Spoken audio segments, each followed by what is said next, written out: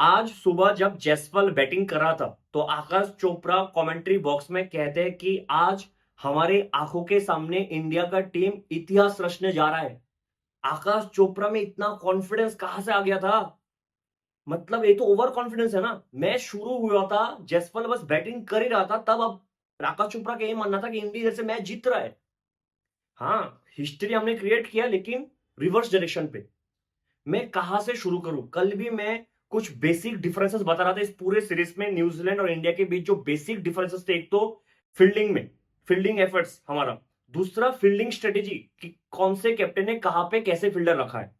आज भी उधर से शुरू करते क्योंकि आज भी हमसे मिस्टेक्स हुआ है। आज सुबह जब अश्विन अपना पहले ओवर डालने आया था, ग्लेन फिलिप्स फ्रंट फुट पे डिफेंस करता है आउटसाइड एज, एक कैच जाता है रोहित शर्मा के पास। रोहित शर्मा ने रिएक्ट भी नहीं किया, मतलब हाथ को खोला भी नहीं है, लेफ्ट साइड में बॉल गया था, थोड़ा सा भी एफर्ट नहीं था। ग्लेन फिलिप्स तब क्या 10-12 रन पे खेल रहा था, उधर से 48 रन बना के गया ग्लेन फिलिप्स।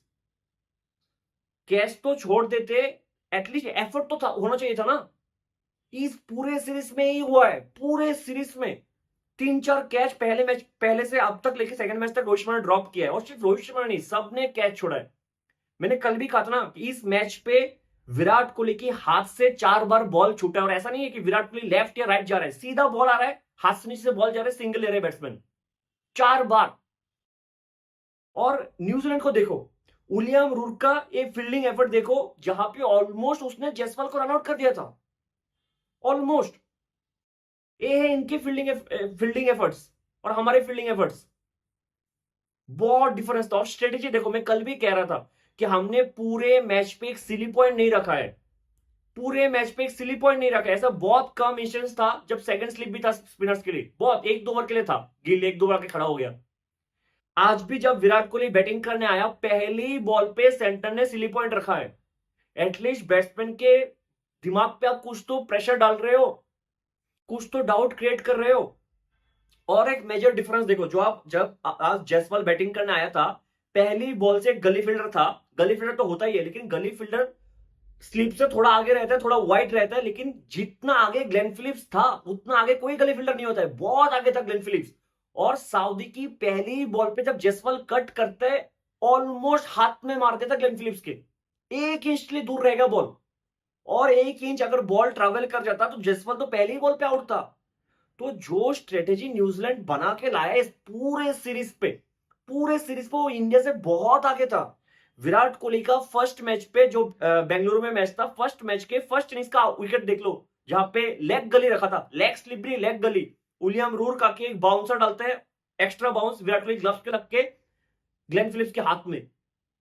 इंडिया इंडिया के टाइम पे ऐसा कोई फील्डर था ही नहीं, था भी तो 1-2 ओवर के लिए था। बेसिक डिफरेंसेस है यार, बेसिक डिफरेंसेस। मैं नहीं कह रहा हूं कि आपके फील्डिंग में एफिशिएंसी 100% होना चाहिए, कि हर एक हाफ चांसेस को फुल चांसेस में कन्वर्ट करो, लेकिन जिस एफिशिएंसी में आपको ओपोनेंट है, आपको ऑलमोस्ट उस लेवल पे रहना पड़ेगा, इससे ज्यादा बेटर होना पड़ेगा। हर एक डिपार्टमेंट में न्यूजीलैंड हमसे आगे था इस पूरे सीरीज में। मैं पहले दिन से कह रहा हूं, पूरे सीरीज में। मैं कल भी कह रहा था कि पहले तो हमें आज सुबह को आके न्यूजीलैंड को 350 तक ऑल आउट कर देना चाहिए, और उतना ही बनाता है, 358 पे ऑल आउट होता है। लेकिन और भी जल्दी हो सकता था अगर ग्लेन फिलिप्स के पहले ओवर पे वो कैच पकड़ लेता रोहित शर्मा। ठीक है, गया भी नहीं कैच के पीछे। टॉम ब्लंडेल को जडेजा एक के बाद एक ऑफ स्पिन डाल रहा था, जो एक एक हाथ बॉल टर्न हो रहा था, फिर एक सीधा बॉल डाला है, बैट और पैड के बीच एक हाथ का गैप था, स्टंप उड़ गया। उसके बाद हर एक बैट्समैन बहुत जल्दी आउट हो गया। एक ग्लेन फिलिप्स बचा हुआ था जिसने 48 मार के गया, और भी मारता एक्चुअली। अगर आप देखो, जो जिस बॉल पे विलियम रूक रन आउट हुआ है, वॉशी के हाथ में रख के 2 इजी रन भाग गए थे, भाग गए 2 इजी रन। वॉशी का थ्रो भी बहुत ही स्लो थ्रो था, बहुत ही लूज थ्रो था। जाडेजा तो कैजुअली बॉल को चाटा मार के स्टंप पे लगा था। अगर आप विलियम रूट का पोजीशन देखो ना, उसने फुल स्ट्रेच किया है। अगर आप उसके पैर की भी पोजीशन देखो, वो पूरे तरीके से एफर्ट नहीं लगाया, बहुत कैजुअली भाग रहा था। अगर वो थोड़ा झुक के थोड़ा और स्ट्रेच करता, वो पहुंच जाता आराम से, और न्यूजीलैंड थोड़ा और टारगेट, बड़ा टारगेट देके जाता। इंडिया का लगता कि थोड़ा सा कम टारगेट देके गए। आप जयसवाल और रोहित शर्मा बैटिंग करने आता है, 359 चेस करना था, एक ही तरीके से आप खेल सकते थे कि न्यू बॉल के साथ जितना रन हो सके उतना बना लो, क्योंकि एक बार बॉल पुराना हो जाएगा, शाइन चला जाएगा, तो स्पिनर्स बहुत टर्न करवाएंगे, जो ऑब्वियस था। और जयसवाल का इंटेंशन तो पहली ओवर से क्लियर था, सऊदी को एक पूल पे छक्का मारता है पहली ओवर पे, एक चौका मारता है ड्राइव करके। रोहित शर्मा ओपोनेंट से क्या कर रहे थे, सेंटनर के बॉल पे जैसे स्पिनर आ गया, जब जब तक शायद 3 ओवर पेसर का था, 2 ओवर साउथ ने डाला था, 1 ओवर रूक ने डाला था, तब तो रन आ गया था। जैसे सेंटनर आया, रोहित शर्मा आगे बढ़ के डिफेंस कर रहे हैं। अगर डिफेंस ही करना था, क्रीज के पीछे जाके भी डिफेंस कर लेते आप। आगे बढ़ के डिफेंस किया है, बैट पे लगा बॉल, पैड पे लगा, सीधा शॉट लेके हाथ पे कैच। इस साल रोहित शर्मा ने अभी तक 19 इनिंग्स खेला है, 19 इनिंग्स टेस्ट में, 2024 में 19 इनिंग्स में 559 run with an average of 31। सिर्फ 31 का एवरेज है इस साल, और सैंपल साइज भी बहुत बड़ा है, 19 इनिंग्स। Excellent, excellent record. फिर शुभमन गिल बैटिंग करने आता है। गिल पहली इनिंग्स भी सेंटर के आगे स्ट्रगल कर रहा था, इस इनिंग्स भी स्ट्रगल कर रहा था, 1-2 शॉट बीच में बहुत अच्छा खेला है, ठीक है। एक सेंटर का बॉल था, शायद round the over the wicket centre डाला था, जो ball with the arm straight ball था, अगेन बैट टेढ़ा करके आया है, आउटसाइड एज, स्लिप पे डेरेल मिचेल का easy catch, easy catch Daryl Mitchell के लिए। हालांकि थोड़ा बहुत पार्टनरशिप इन दोनों के बीच अच्छा बिल्ड हुआ था, जयसवाल और गिल के बीच, और लग भी रहा था कि हम शायद खेल पाएंगे। फिर विराट कोहली भाई साहब आ जाते हैं बैटिंग करने को, ठीक है।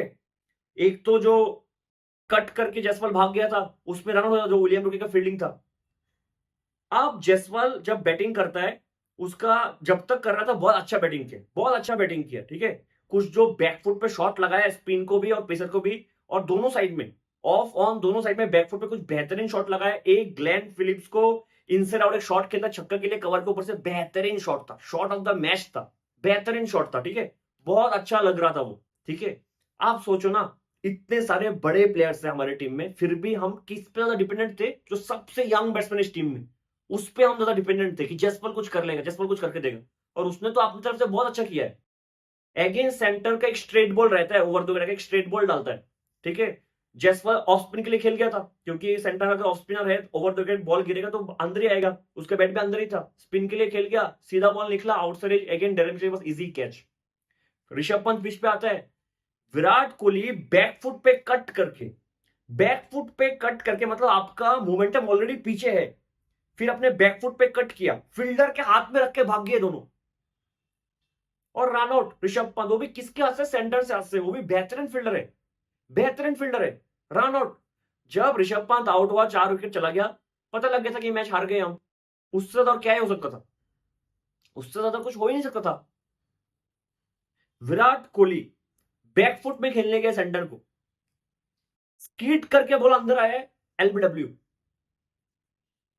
भाई साहब, स्पिन के अगेंस्ट इतना स्ट्रगल करते हुए मैंने इतने बड़े बैट्समैन को कभी नहीं देखा, कभी नहीं देखा कि इंडिया का इतना कोई बड़ा बैट्समैन, इतना बड़ा स्टेचर का बैट्समैन, जितना टेक्निक बहुत अच्छा है। मतलब विराट कोहली को आप किससे कंपेयर करोगे, इतना बेहतरीन टेक्निक है उनका।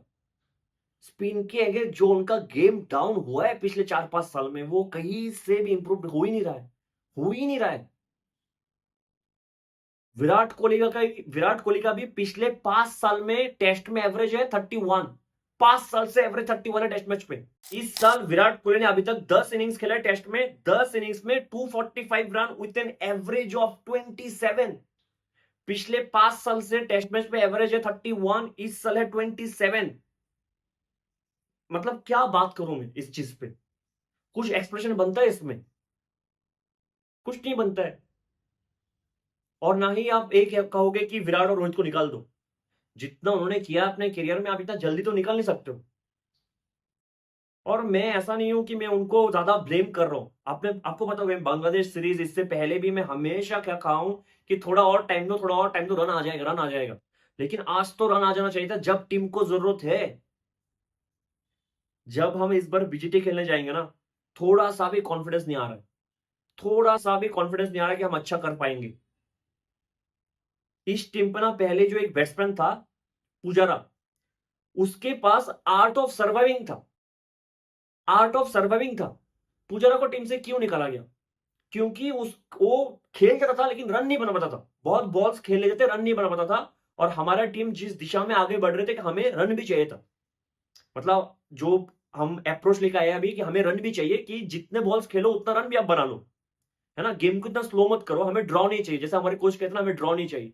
हम जीत के पीछे जाएंगे, तो पुजारा उस चीज में शायद फिट नहीं बैठता है। वरना पुजारा को तो डोमेस्टिक में रन आ रहा है। लास्ट ईयर रणजी में सेकंड हाईएस्ट स्कोरर था वो, 860 रन, 860 रन। रिकी भुई के बाद सेकंड में चेतेश्वर पुजारा ही था मेरे हिसाब से, या फिर जगदीशन था, जो भी हो, फिर भी 860 रन तो पुजारा ने बनाया लास्ट ईयर रणजी में। इस साल भी अभी 200 आ गया रणजी में, ठीक है। पुजारा एक ही रीजन से नहीं है इस टीम में, क्योंकि पुजारा जितना बॉल खेल जाता है वो रन नहीं बनाता, और हम टेस्ट में जीतने को देखते हैं आजकल, ड्रॉ की तरफ देखते नहीं है। लेकिन पुजारा के पास जो सबसे बड़ा पोटेंशियल था कि आर्ट ऑफ सर्वाइविंग, वो अपने आप को पिच में रखते थे। हमारे किसी भी बैट्समैन के पास वो है ही नहीं। इधर से बीजीटी में दो ही चीज होगा, एक तो हमारा बेस्ट निकल के आएगा, क्योंकि इस सीरीज में हम इतना जलील हो गए कि हमारा बेस्ट निकल के आएगा, या फिर हमारा वर्स्ट निकल के आएगा। दो में से एक होगा, बीच का कुछ रास्ता नहीं होगा। एक तो हम बहुत ही क्लीन शॉट ऑस्ट्रेलिया को हराएंगे, या फिर बहुत ही बुरे तरीके से हार के आएंगे। दो में से एक ही होगा इधर से, इससे ज्यादा कुछ हो ही नहीं सकता। सरफराज खान बैटिंग करने आते हैं सेंटर के बॉल पे, उनका डिफेंस तोड़ के रख देता है सेंटर, क्लीन बोल्ड। वाशी को आके ग्लेन फिलिप्स आउट कर देता है, और क्या कैच था शॉर्ट लेग पे, बेहतरीन कैच था विलियम का, बहुत अच्छी तरीके से रिएक्ट किया, बहुत फास्ट रिएक्ट किया है। उसके बाद तो मैच खत्म ही था, आप कब तक जडेजा और अश्विन पे डिपेंड कर लेते, कब तक। और बाय द वे, जडेजा का जो लास्ट 4 साल में बैटिंग एवरेज है स्पिन के अगेंस्ट, वो इंडिया के टॉप बैट्समैन से ज्यादा है, टॉप बैट्समैन से ज्यादा है जडेजा का average against spin in last 5 years. और इस मैच में देख लो, अगर सबसे ज्यादा किसी ने अच्छा टेक्निक दिखाया अगेंस्ट स्पिन इंडिया के दोनों इनिंग्स मिला के, वो है जडेजा। आप देख लो कितना कॉन्फिडेंटली वो डिफेंस कर रहा था दोनों इनिंग्स पे। लेकिन जडेजा वो प्लेयर नहीं है ना कि इधर से वो अकेला मैच जीता देगा, जैसे बेन स्टोक्स ने किया था एशेस में। चांस ही नहीं है, एक एक हाथ बॉल टर्न हो रहा है, वो कहां से करेगा। अब तो बस ये देखना था कि मैच कितने दिन में खत्म हो रहा है, कितने टाइम पे खत्म हो रहा है। पहले मैच भी आप 3 दिन में हारे हो। पहले मैच के पहले दिन बारिश हो गया था, फिर 3 दिन, लास्ट डे तो पहले सेशन के आधे में मैच खत्म हो गया था। 3 दिन में पहले मैच हारे हो, अब सेकंड टेस्ट मैच भी 3 दिन में हारे हो। 3 दिन में नहीं, 2.5 डेज में आप हार गए हो, 2.5 डेज में दोनों टेस्ट मैच। 12 साल बाद इंडिया होम टेस्ट सीरीज हारा है, 12 साल बाद, वो भी किस तरीके से, बहुत गंदे तरीके से। हमने सब कुछ कर लिया, हमने पिच बदल के देख लिया, हमने एक एक्स्ट्रा इंक्लूजन किया वॉशिंगटन सुंदर, फिर भी फिर भी इस तरीके से हारे हम।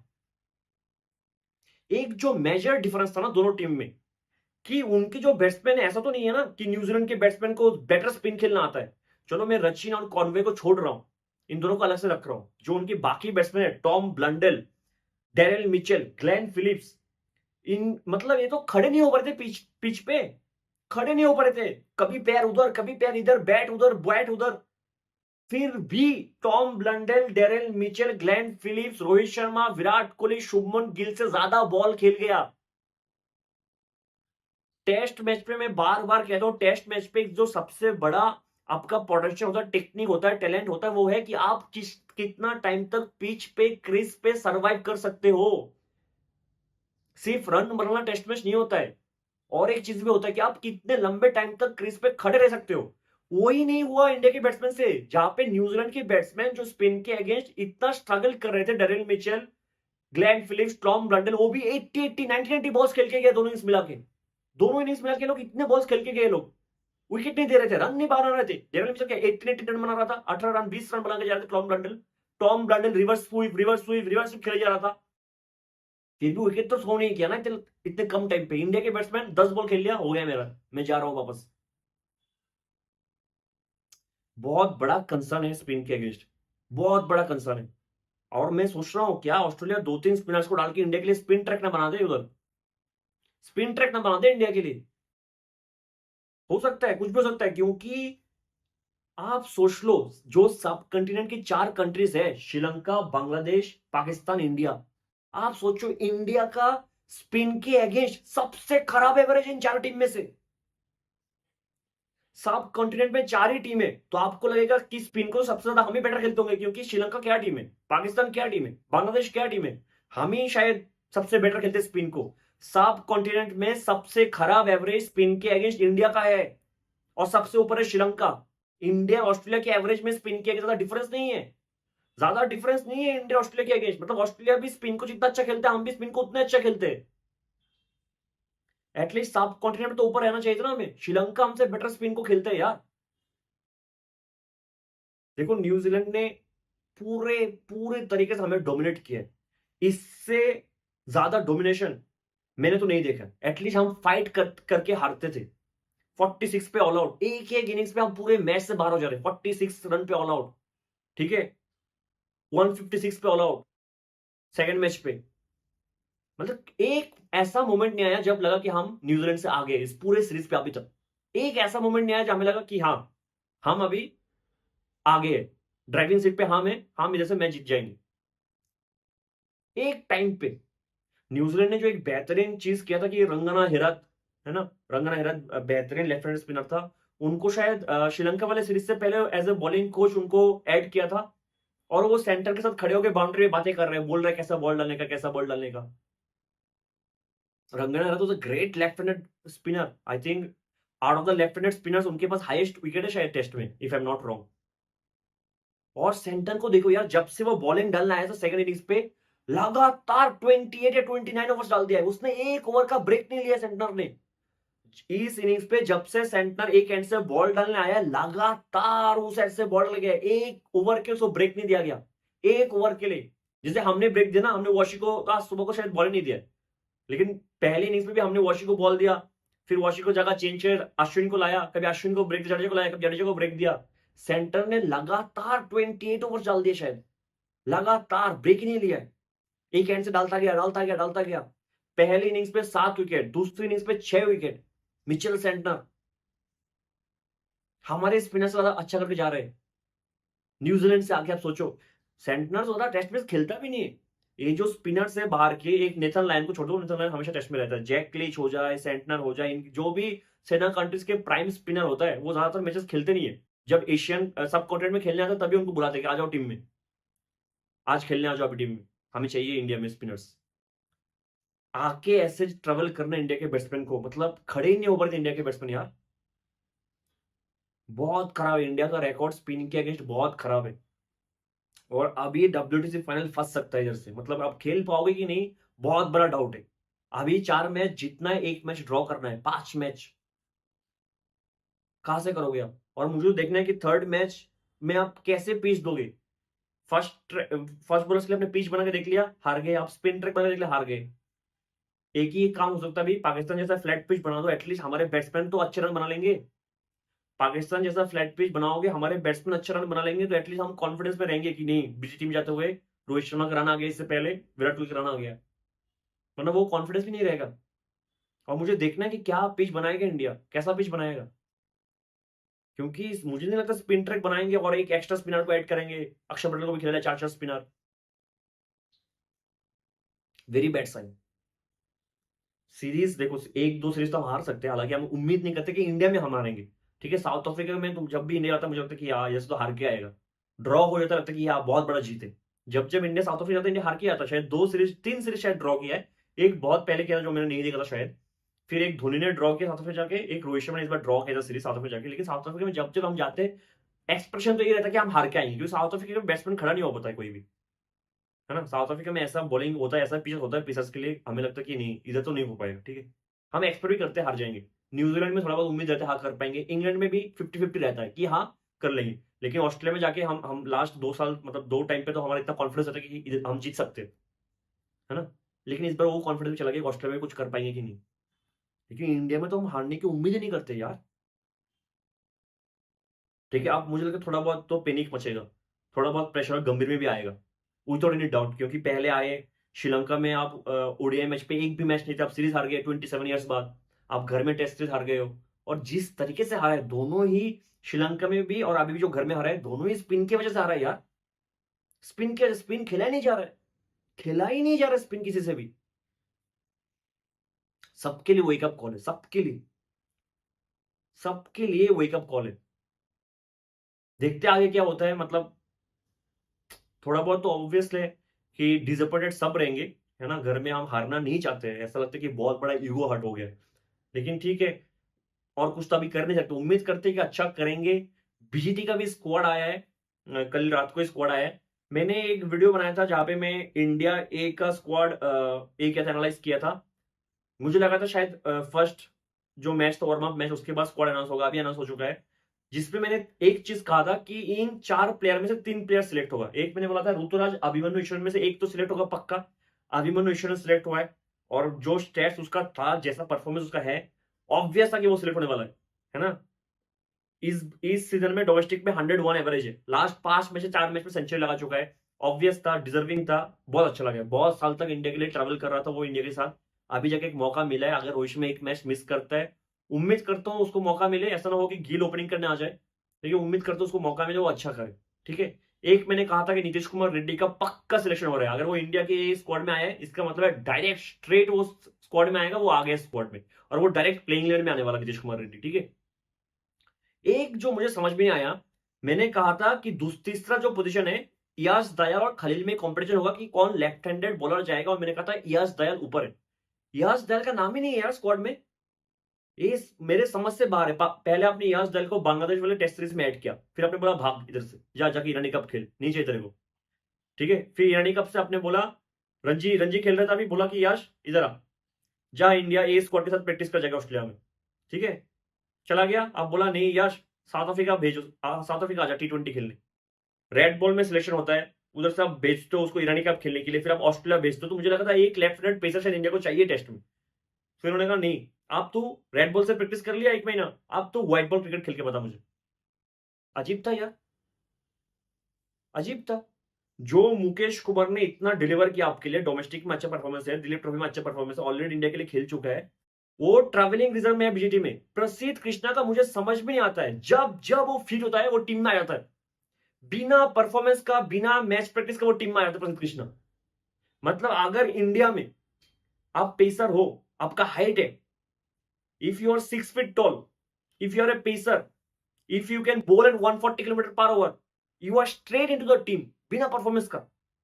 प्रसिद्ध कृष्णा में हमेशा देखा उसका ये हुआ है, जब जब वो फिट रहा है, जब जब हम सेना कंट्रीज में गए, उसका नाम आ जाता है बिना परफॉर्मेंस का। जहां पे मुकेश का नाम ही नहीं है, जिन्होंने जो दिलीप ट्रॉफी में अच्छा परफॉर्मेंस किया था, शायद सेकंड हाईएस्ट विकेट टेकर था अंशुल कंबोज के बाद, ऑलरेडी इंडिया के लिए खेल चुके हैं। मुकेश कुमार है रिजर्व पे, प्रसिद्ध कृष्ण डायरेक्ट आ गया बिना परफॉर्मेंस का। हर्षित राणा भी आया है स्क्वाड में, बीजेडी के मेन स्क्वाड में हर्षित राणा। आप देखो, मैं हर्षित राणा को दिलीप ट्रॉफी में देखा था, हर्षित राणा ने कितने फर्स्ट क्लास क्रिकेट खेला है, आप जाके एक बार टेस्ट चेक कर लो। उसने रेड बॉल क्रिकेट 4 दिन का टेस्ट मैच, 5 दिन का टेस्ट मैच, डोमेस्टिक में कितने मैचेस खेले, आप जाके एक बार चेक कर लो। नथिंग टू टेक फ्रॉम हर्षित, मैं नहीं कह रहा हूं खराब बॉलर है, लेकिन आप एक जो प्लेयर को सिलेक्ट करते हो कौन से बेसिस पे। मैं जो इंडिया ए स्क्वाड का एनालिसिस किया था, मैंने एक चीज कहा था कि एक आईपीएल का आउटस्टैंडिंग सीजन 3-4 रणजी के आउटस्टैंडिंग सीजन को ओवरशेडो कर सकता है। एक अच्छा आईपीएल सीजन आपकी जिंदगी को इतना आगे फास्ट ट्रैक कर देगा ना क्रिकेट में, जो 4-5 रणजी सीजन भी नहीं कर पाएगा। और उम्मीद करता हूं कि हर्षित राणा अच्छा करे, मतलब कैलिबर तो उसमें है, वो ज्यादा तो स्विंग नहीं करता है रेड बॉल में, जितना मैंने दिलीप ट्रॉफी में देखा है 2-3 मैच पे, वो ज्यादा हार्ड लेंथ को हिट करता है। ठीक है, हार्ड लेंथ को हिट करके विकेट लेने की कोशिश करता है, शायद ऑस्ट्रेलिया में वो काम आ सकता है। मतलब आई लाइक हिम, वेरी अच्छा प्लेयर है, लेकिन फिर अगर आपका सिलेक्शन बिना इतने कम इसके साथ भी एक्सपीरियंस साथ भी आपका सिलेक्शन डायरेक्ट बीजेटी में हो रहा है, तो थोड़ा बहुत तो मतलब डाउट है। जो बॉलर्स इतने टाइम तक रणजी में अच्छे कर रहे हैं, फिर उनका क्या है ना। नवदीप सैनी एक है, शायद ट्रैवलिंग रिजर्व में है नवदीप सैनी, अगेन वो भी ऑस्ट्रेलिया में जाता है, जैसे ही बीजेटी खत्म होगा उसको बाहर कर देंगे। वाशी का मैंने बोला था पहले मैच की बात ही कि वो डायरेक्ट बीजेटी में आने वाला है। मैंने वाशी को बोला था कि कुलदीप अक्षर में से एक बाहर होगा और वाशी आएगा। ठीक है, कुलदीप का तो इंजरी बोला उन्होंने, लेकिन मुझे नहीं लगता कि इंजरी इतने लंबे टाइम तक कुलदीप का सस्टेन करेगा। 5 मैच है उधर, इतने लंबे तो कुलदीप इंजर्ड नहीं रहेगा, इससे पहले वो रिकवर हो जाएगा। लेकिन कुलदीप को ड्रॉप ही किया, मान लो अक्षर पटेल को ड्रॉप किया टेस्ट मैच से। ठीक है, 4-4 स्पिनर को आप लेके जाके क्या करोगे, एक वॉशिंगटन है, एक जडेजा, एक अश्विन है। ठीक है, और हो सकता है कि वॉशी और जडेजा शायद खेल जाएगा, हो सकता है फिर सिर्फ वॉशी खेल जाए, ऐसा भी हो सकता है, जैसा वॉशी का परफॉर्मेंस रहा है अभी। बाकी टीम में और तो कुछ डिफरेंसेस मुझे तो नजर नहीं आता है, कुछ सरप्राइज सिलेक्शन में नहीं है। प्रसिद्ध कृष्णा का मुझे हमेशा लगता है कि ऐसा क्या करके वो मतलब आया है कि कुछ भी करे, जैसा भी करे, एक बार फिट हो जाता है, रेड बुल क्रिकेट में डायरेक्ट एंट्री, डायरेक्ट एंट्री। और यश दल के मुझे पता नहीं लगा कि आपने उसको रेड बॉल में लिया, फिर आपने उसको बोला कि जाओ इंडिया के साथ, फिर आपने बोला आप सीधा व्हाइट बॉल क्रिकेट खेलो, रेड बॉल आपसे नहीं होने वाला है। सरप्राइजिंग है, लेकिन देखते हैं क्या होता है।